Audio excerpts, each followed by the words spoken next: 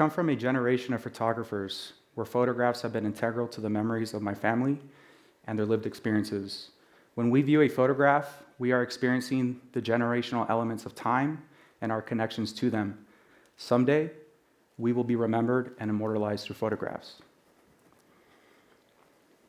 These images, taken 2 decades apart by my father, Luis Hidalgo, can speak to this nuance. This image on the left is his grandmother moments before she died. His grandmother surrounded by her daughters, one of them being his mother, who is sitting down left of the frame with an awkward grin, embracing his young son. Earlier this year, his mother died in the same room. The bed was also positioned in a similar way. They speak to the cycles of life and death through time. But there's another component that I've carried with me throughout my career. It's the profound framing and reframing of the past. Having photographers in my family has given me the opportunity to engage with their historical records, raising questions about the present and the future, and how I approach my own photography. These people in my life have given me alternative definitions of who I am, not only as a photographer, but as a human being.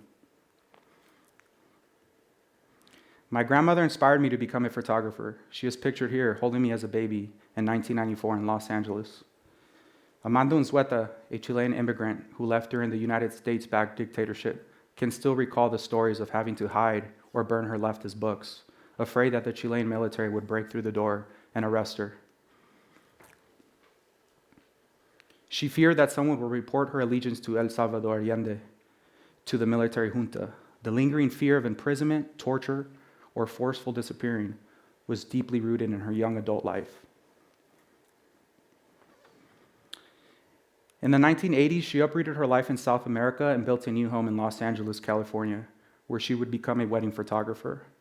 This is one of the earliest photos she took as an immigrant. Throughout the late 1990s and early 2000s, I still vividly remember the family-owned local photo lab in the northern part of Los Angeles. The smell of donuts and coffee when you first walk in, the badly beaten leather couch, the 1990s style colored walls, and the chemical smell of developer and fixer when you head to the back room of the lab. I used to watch my grandmother make silver gelatin prints there. I was a 6-year-old immersed in her world. Aside from weddings, my grandmother's passion was photography. From documenting Latino life in Los Angeles to the toxic waste sites in the rural parts of El Salvador, her humanist approach was instilled in me at an early age, long before I picked up a camera. One image that impacted me as a young child is this vertical image of a Salvadoran grandmother holding her granddaughter next to a dead tree. The way that the woman's hair is pointing towards depicts which direction the wind was possibly blowing. You can feel the wind brushing against your own hair, and the young girl's subtle smile and embrace is powerful enough to feel the warmth and touch. These were the types of images I grew up with, and they would later hold immense influence in how I began to develop my own personal style and approach. Remembering these photographs gave me a sense of time and place, especially during my early career in Los Angeles.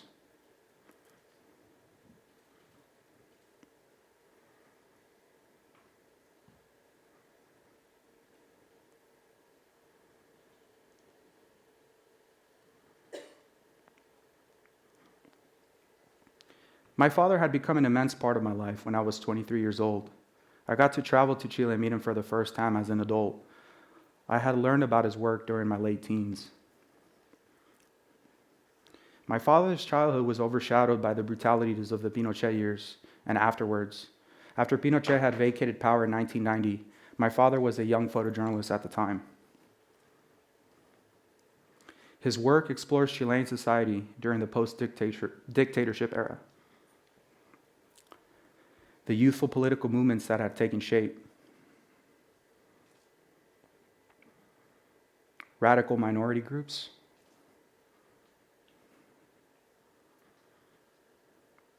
the death of Pinochet,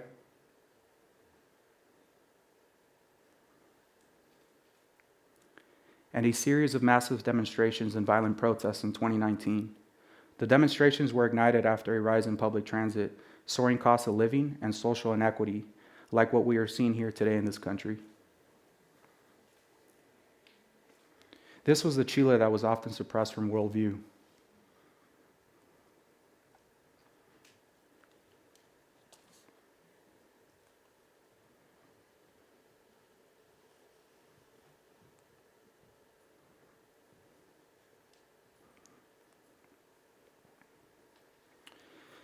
My father's archive really helped me grasp onto one important lesson. It's preserving memory in an age of overflowing information. It is imperative that we hold on to our stories because they help inform who we are as people and the vital roles images have into how we document our communities. I believe that the act of visual documentation with a camera can be a radical approach as to how we tell and preserve stories, including our own. The willingness to react and press the shutter button within a millisecond can speak to the energy we might have felt in those moments, or even the urgency to get these photographs in front of public eyes. In a sense, my grandmother and father's photographic work saved my life, and they may not know it, but it's given me purpose and comprehension as to why I do what I do, which is being a storyteller and visual conservationist of my own life experience. These feelings have been intertwined through this long lens of history that is multi-generational. I was no longer just a viewer of this work. I now had a camera in my hand. I found myself frequenting the same public streets my grandmother once did. It revealed to me how our perspectives began to overlap. We experienced life and photography together, but in different times. And my father's work exposed me to the country my grandmother had left behind. One day, my work will be passed down to the next generation of my family. And with my personal work presented here, I turn my grandmother's humanist approach and my father's grit to tell the intensity of his country's open wounds into my own visual language. I never felt more connected to these characteristics until I first traveled to Chile in 2017. Initially inspired by my father's work and having the opportunity to meet him for the first time, I often wrestled with parts of my identity. Like many first-generation children, I believe that there are fragments of our identities that are separated by distance, meaning there are pieces of us in our parents' homelands. This is one of the first images I took on that trip to Chile. I call this photograph the Fountain of Youth. The water represents a source of purity and life, and the children are the energy that create the Fountain of Youth, which brings our connections and memories back to our own upbringing as children. I began to examine these sort of complexities further. I wanted to learn how Chileans were still grappling with its violent past collectively.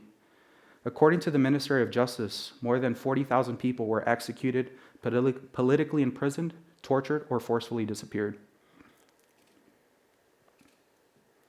So, for 6 years, I spent time listening to people's stories and how they were continuing to deal with members of their families being murdered by the military junta.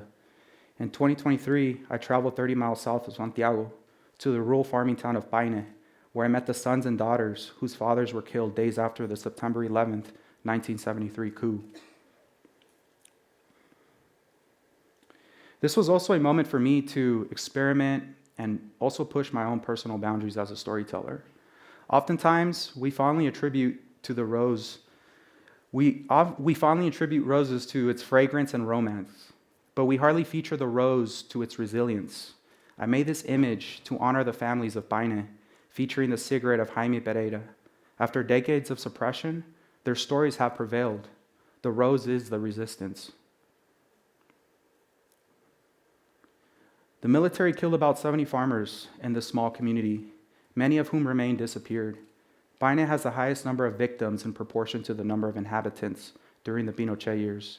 I learned about the different ways this community was memorializing their loved ones, but also what their healing process looked like. Lorena Castro made beautiful embroidery designs using threads of wool. Her sister, Luz Castro, did mosaic art, all created meticulously by hand.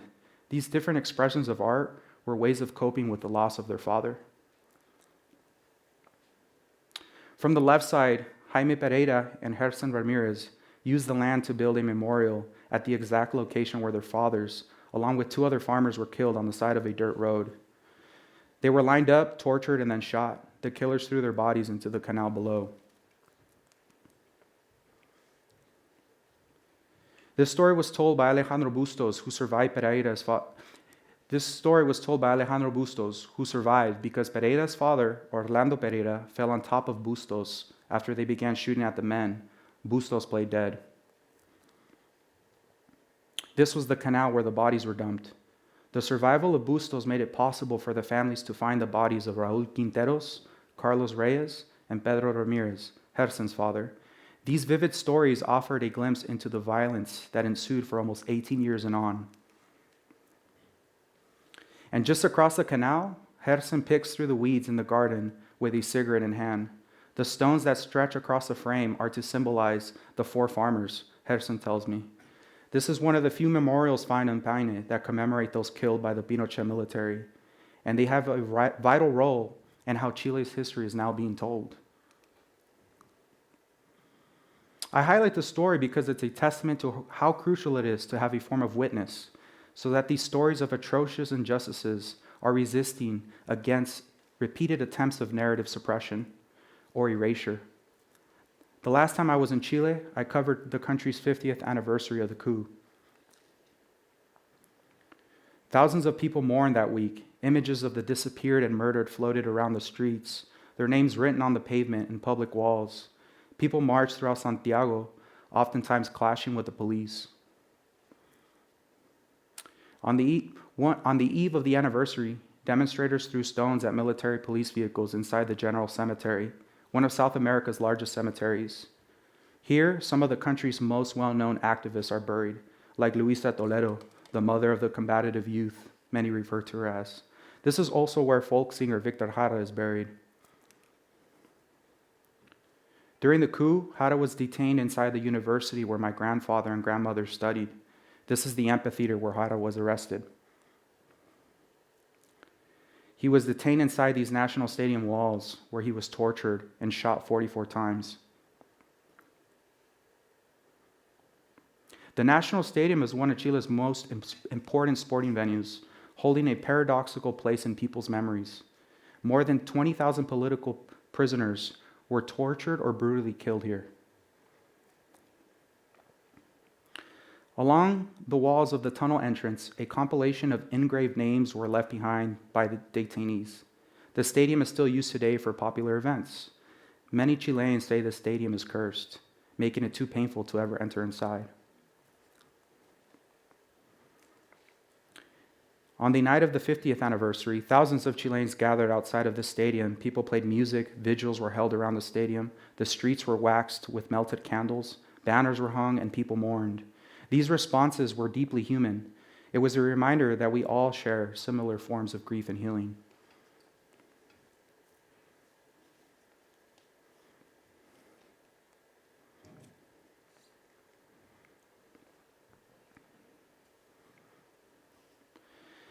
I returned home to San Francisco and began to see these connections with the work that I have been doing as a photographer and the collective experiences of trauma, pain, grief, and healing here in the States. That's when my personal project, The Memory of Our Skin, took shape. This image here was created in Half Moon Bay, where a mass shooting took the lives of 7 mushroom farmers 9 months earlier in 2023. The man is holding 2 buckets of marigold flowers. They were used to decorate the altar for the farm workers that were killed. This event was the first such opportunity to honor the victims since the shootings. Part of this first-generation duality is having a connection with 2 countries. It has informed my view on how this country collectively experiences and undertakes scarring events. There is a different pace of trauma that doesn't get fully processed. One tragic event leads to another. I spent time with some of the farm workers who witnessed the shootings, like Arcelia Santiago, pictured here. Arcelia told me she never had time to process what she saw on the mushroom farm that day. She went back to work 20 days later and has since struggled with anxiety and depression. But a community art program run by Ayudando Latinos a Soñar gave her an opportunity to discover a love for painting and drawing. Documenting these stories feels like a glimpse into our future of how our communities can sustain their healing process. Our memories can be an act of remembering through vigils, protests, community art programs, and memorials that re-agitate historical events.